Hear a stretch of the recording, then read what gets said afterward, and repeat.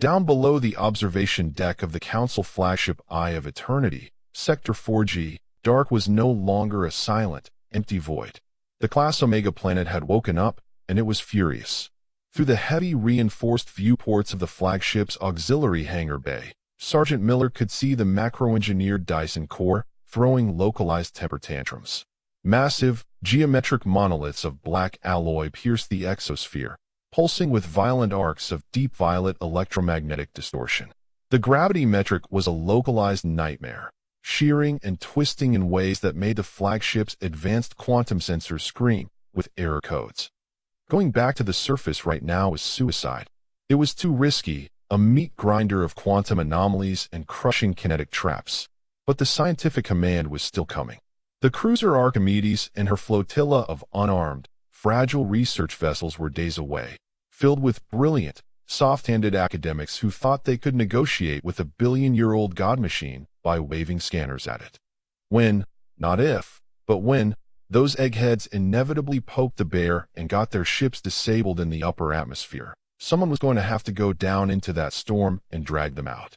That was why Miller was currently buried waist-deep in the primary plasma manifold of the Gerfalcon. Sparks cascaded over Miller's heavy fire-retardant coveralls as his arc welder bit into the dense lead bismuth shielding. His right arm, a heavy, scarred, hydraulic-powered prosthetic of brushed titanium and carbon weave, held a massive 300-pound reactor plate perfectly still, entirely unaffected by the localized gravity shifts rocking the hangar bay. His biological left hand manipulated the welder with surgical precision. There was a sacred mantra drilled into the skull of every recruit until it became an involuntary reflex. Proper prior planning prevents poor performance. It was the gospel of the engineer, the infantryman, and the survivor. Marcus lived by it, and Miller enforced it. Power systems are the heart, Miller muttered to himself, spitting a wad of synthetic chewing tobacco into a disposal funnel. Heart stops, the bird dies. Bird dies, we die. During their first desperate escape from the Dark Core, the Gerfalcon had suffered a catastrophic power spike. The alien monoliths had flooded their grid with an EMP so severe it had nearly bricked the ship's digital framework, forcing Elena to manually blow the chemical thruster lines just to get them off the ground. Marcus wasn't going to roll those dice twice. The commander's orders had been absolute. Strip the Gerfalcon's reactor plating. Tear out the high-efficiency, lightweight Council standard shielding and replace it with dense, heavy, analog-hardened armor. Miller was installing a series of physical Faraday shunts and mechanical breaker switches directly into the plasma conduits. If the Dark Core tried to fry their electronics again, the ship would physically sever its own digital nervous system, relying entirely on isolated, closed-loop analog power to keep the engines firing. It made the dropship heavier, uglier, and significantly harder to fly, but it made her practically immortal to electronic warfare. Miller leaned back, wiping a streak of black grease from his forehead with the back of his human hand. He looked down at his right arm. The servo motors whined softly, a comforting, reliable sound that had become his personal metronome. Working on the Gerfalcon's guts always brought the ghosts back. It was impossible not to think about the Caliban rift. He closed his eyes for a fraction of a second, and the smell of ozone in the hangar was replaced by the stench of burning blood and pulverized concrete. He could feel the crushing, agonizing weight of the steel beam that the automated Vartok Walker had swept onto him. He remembered the absolute terror of being pinned to the deck, his biological bones shattered into 1,000 pieces, watching the machine spool up its thermal shear beam to execute him. He remembered Marcus Vance, ignoring every instinct of self-preservation, throwing himself into the path of that beam. Marcus had sacrificed his own limbs, his own career in the Recon Marines, just to buy Miller the 3 seconds he needed to live. Semper Fi, Miller thought, the old core motto echoing in the quiet of his mind. When they had both woken up in the UEF medical ward, Marcus had chosen the regrowth vats. He wanted his original body back. He wanted to feel human again. But the new flesh had betrayed him.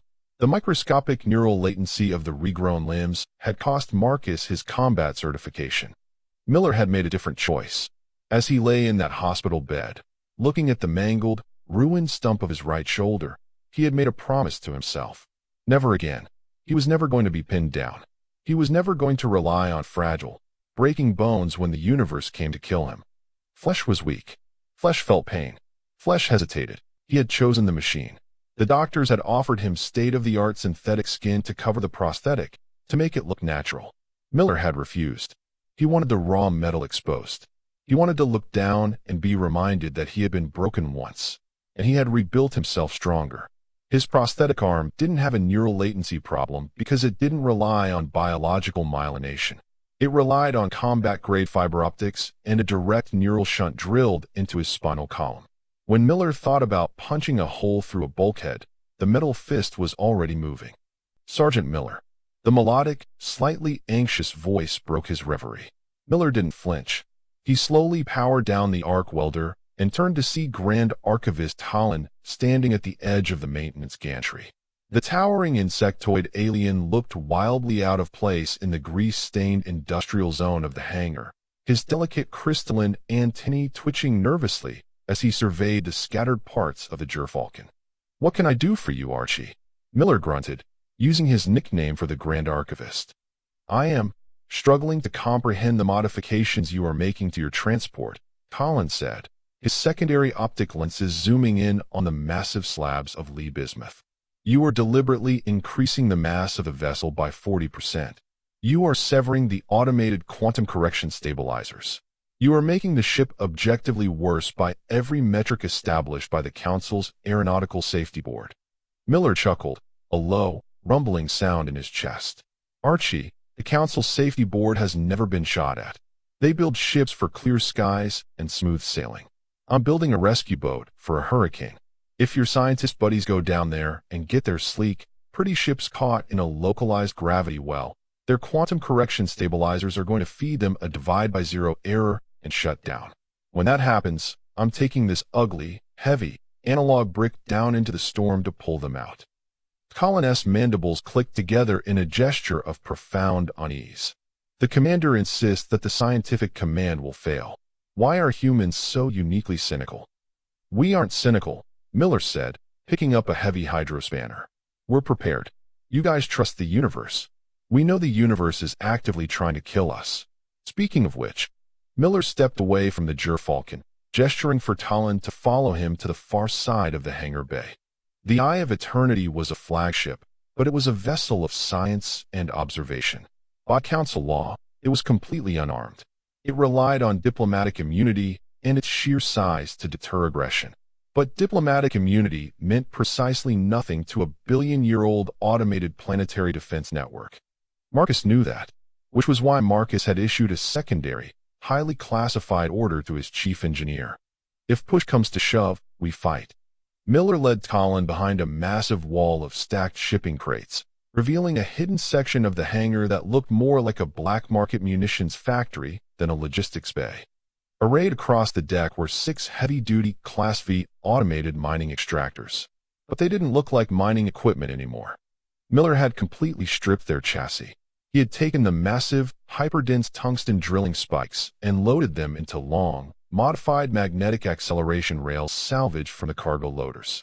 The plasma containment fields used for melting asteroid rock had been inverted, focused through a series of tactical combat lenses Miller had misplaced from a UEF armory 3 years ago. What is this?" Colin asked, his bioluminescent crest flashing a panicked amber. "This," Miller said, patting the cold steel of a modified railgun, "is an ad hoc, rapid-deploy kinetic defense network." "These are weapons," Colin gasped, taking a step back. "Sergeant, you have weaponized industrial extraction equipment. This is a gross violation of the Eye of Eternity's charter. We are an observation vessel." "You were an observation vessel," Miller corrected, his voice turning dead serious. "Right now, you're sitting in the high orbit of a hostile, active war zone. When the Archimedes arrives and starts scanning that dark core, the planet is going to feel it. If it decides to launch a barrage of those anti-light gravitational anomalies up here to swat us out of the sky, your deflector shields are going to pop like soap bubbles." Colin stared at the massive cannons, his mind failing to process the sheer audacity of human engineering. "You intend to mount these on the flagship?" "Already have the mounting brackets welded to the exterior hull, just waiting for the payload." Miller said smoothly. And don't worry about the council charter. If anyone asks, these are high-velocity telemetry delivery systems and thermal debris clearing lasers. Bureaucracy is just a game of semantics, Archie. Coloness and Tenny drooped. You and Commander Vance, you are logistics officers, supply chain managers, yet you operate like a vanguard assault force. Miller looked down at his metal hand. The servo motors whined softly. He clenched the titanium fingers into a fist, feeling the raw, unchecked kinetic potential waiting inside the synthetic joints. We're United Earth Expeditionary Force, Miller said, his voice quiet but carrying the weight of 1,000 battlefields. Logistics just means we're the ones who bring the bullets. But we're Marines first. Once a Marine, always a Marine. And Marines don't sit in the dark waiting to die. He turned back to the massive, improvised orbital cannons. Vance gave me an order. Protect the eggheads. Protect the ship. If that angry rock down there decides it wants to escalate this situation, we are going to be ready for a fight. We're going to hit it so hard its billion-year-old ancestors feel it. Colin looked from the terrifying array of ad hoc weaponry to the scarred, relentless human engineer. For the first time, the alien didn't see an unpredictable, biologically numb species. He saw apex predators, stripped of their natural claws, who had simply decided to build better ones. The Archimedes will arrive in less than 12 cycles, Colin said softly, a note of resignation, and perhaps, deep down, a flicker of gratitude in his melodic voice. Then I better get back to work, Miller said, turning back toward the Gerfalcon. I still have to bypass the secondary thermal regulators on the dropship. As the Grand Archivist hurried out of the hangar bay to report to the bridge, Miller picked up his arc welder. He looked out the viewport one last time at the pulsing, violet anomalies of the dark core below. The machine down there was ancient. It was vast. It was powerful. He pulled his welding mask down over his face, ignited the blinding blue torch, and went back to work, preparing to hold the line against the dark.